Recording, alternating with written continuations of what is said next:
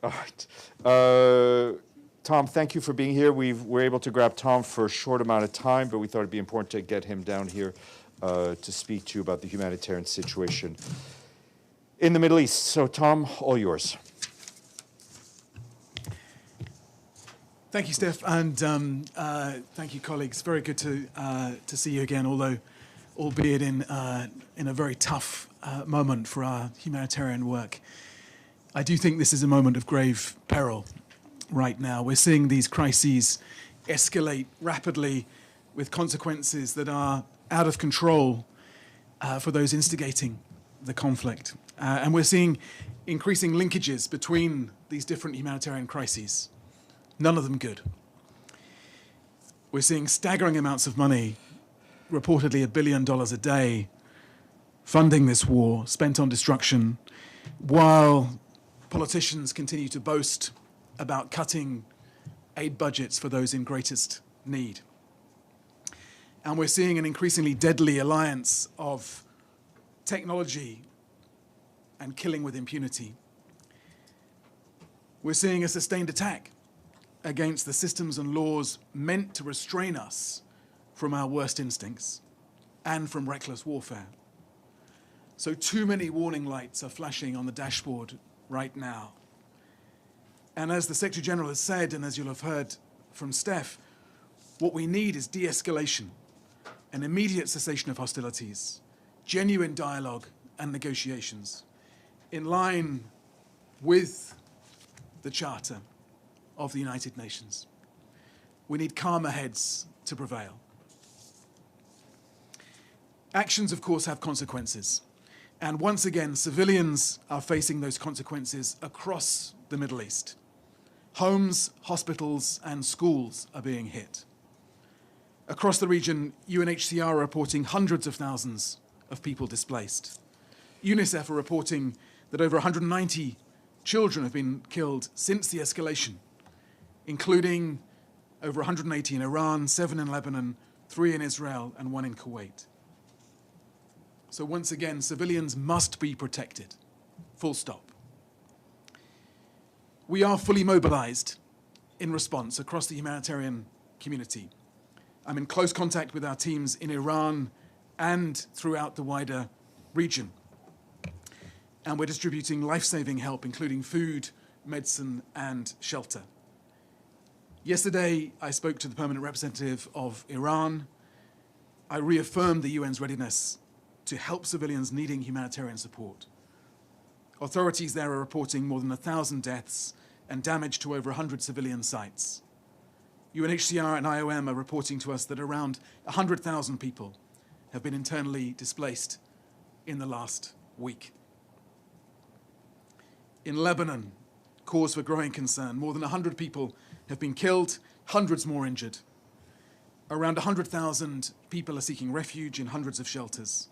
Even before the escalation, WFP were reporting that 874,000 people in Lebanon are lacking food. So we and our partners are, of course, scaling up our operations, and we're looking at how we can actually mobilize further funding for Lebanon. Watch this space on that. We've distributed tens of thousands of hot meals, mattresses, and blankets, among other supplies, and of course, clean drinking water. In Gaza, as you know, Israel initially shut all crossings and brought many humanitarian movements to a halt a week ago. So aid stocks could not be replenished at the rate necessary. Shortages worsened, prices surged.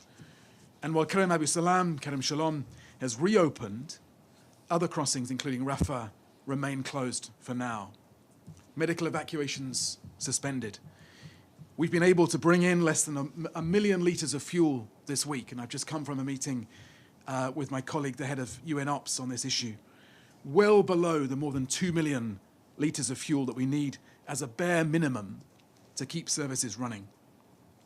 As you know, key NGO partners remain restricted, facing unacceptable restrictions on their work. And strikes on residential areas have continued despite the ceasefire. Finally, in Afghanistan, dozens have been killed in fighting on the Pakistan border, many of them women and children, and civilian infrastructure has been damaged, including a hospital at the IOM Transit Center and facilities at the Torkham Returnee Reception Centre. Displacement, already huge, is rising fast. More than 16,000 families have fled their homes, adding to millions already displaced across Afghanistan. And border closures have left more than 160 aid containers stranded, while flight suspensions and security restrictions are making it harder for us to reach people in need. Beyond the impact on those country crises, I also fear three knock-on effects of this war. Firstly, war doesn't stay neatly within borders or on desktop military plans. It tears through markets, supply chains, food prices.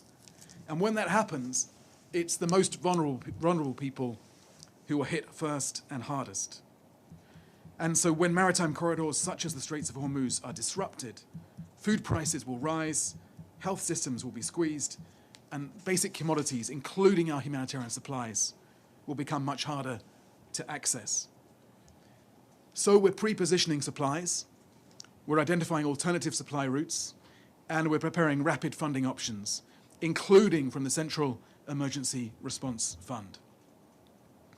A second knock-on effect: there will be even less attention for crises from DRC to Sudan to South Sudan, where I was last month, to Ukraine and beyond.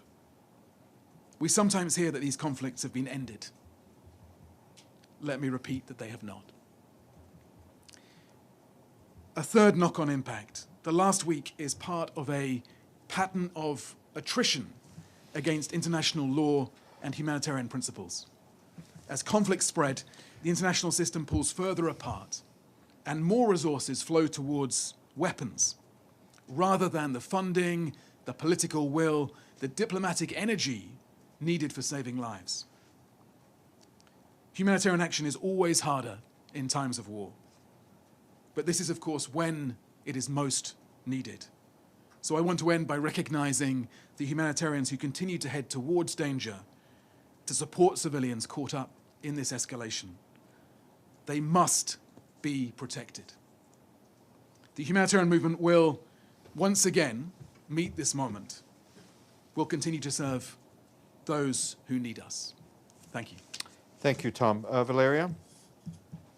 Thank you, Steph. Thank you, USG, for coming to speak with us on behalf of the United Nations Correspondent Association. It's Valeria Robecco from ANSA Newswire. So is the UN preparing for an even broader regional emergency on the humanitarian point of view?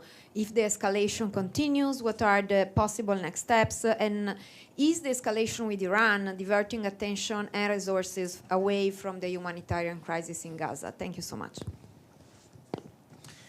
Thanks, Valeria. Yes, to all of those. So we are preparing, but we're also mobilizing for an increase in humanitarian needs across the whole region. Every day that this continues, we see many, many more people displaced, often into areas of existing high need. I mentioned Afghanistan, for example.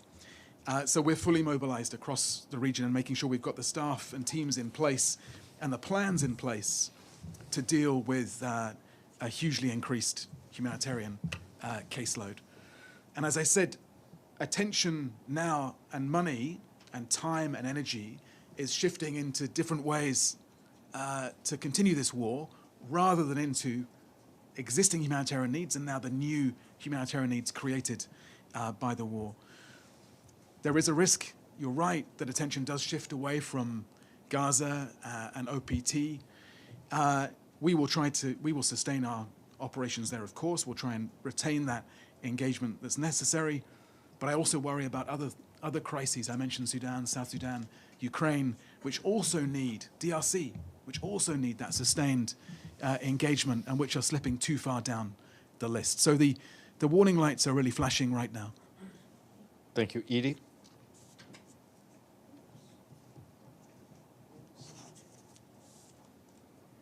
Thank you very much, Mr. Fletcher. Could you tell us what exactly the UN has been able to do in Iran, given the pummeling that it's been taking in airstrikes by both Israel and the United States? So we're watching this very carefully, and this was the reason that I had the call with the permanent representative of Iran yesterday to try and get a clearer sense of the needs.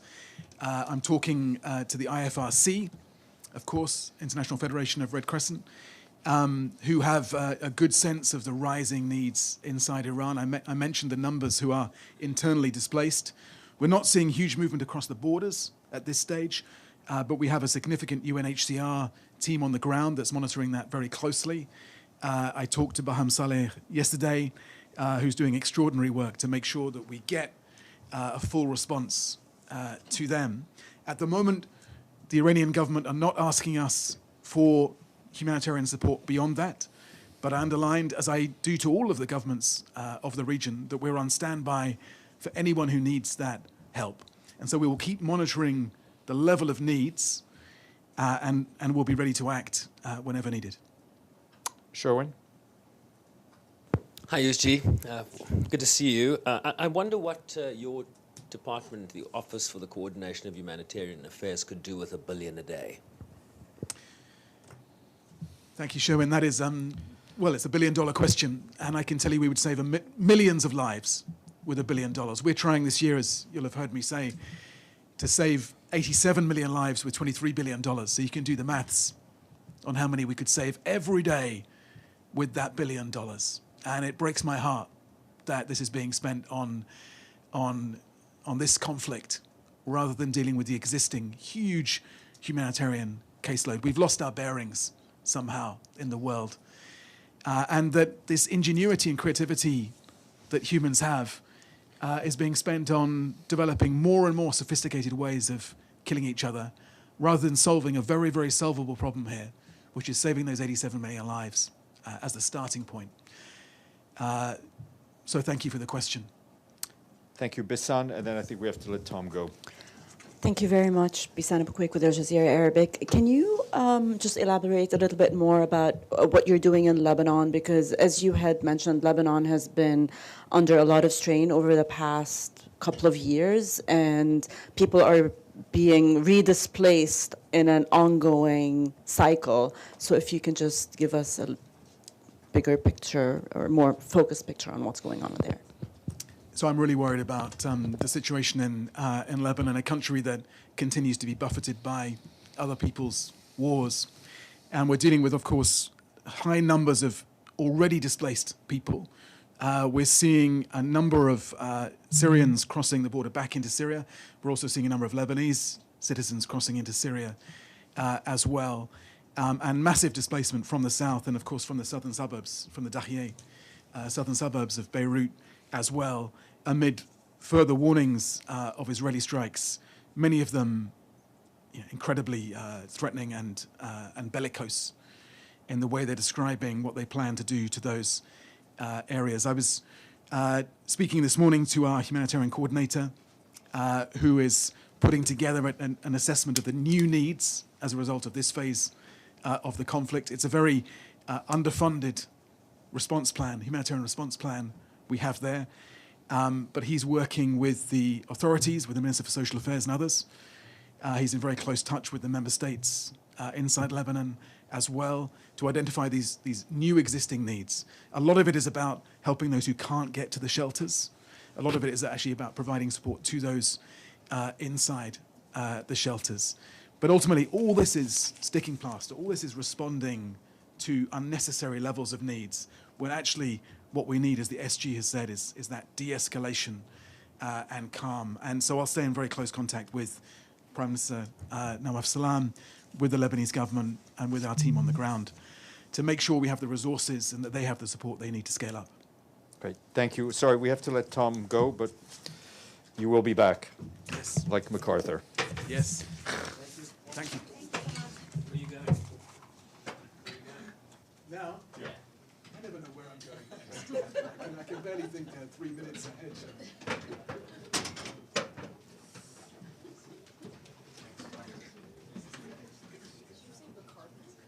Yeah.